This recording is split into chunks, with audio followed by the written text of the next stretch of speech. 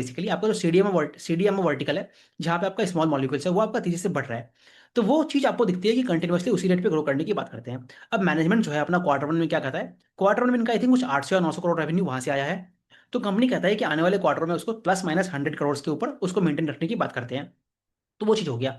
दूसरा इनका जो अफोर्डेबल वाला सेगमेंट है, वहाँ पे लगभग मोटा-मोटी जिस रेवेन्यू से वो लोग हर साल कर रहे हैं, क्योंकि उसको वो लोग बढ़ा नहीं रहे हैं, तो लगभग उतना ही रेवेन्यू आने की बात है।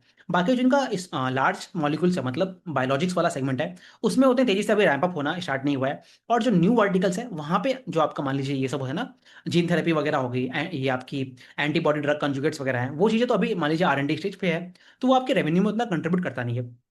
तो अगर आप नेट-नेट निकालोगे ना कंपनी का, और दूसरा चीज़ क्या है ना, कंपनी अपनी कैपेक्स वाले फेज़ में भी यहाँ से आगे जाने की बात करता है। तो नेट-नेट अगर आप निकालोगे ये कंपनी जो है, अगर आप कंसोल बेसिस पे लेके चलोगे, तो मान लीजिए आप 20% से 25% के बीच में ये लोग ग्रो करते हुए दिखते हैं यहाँ से।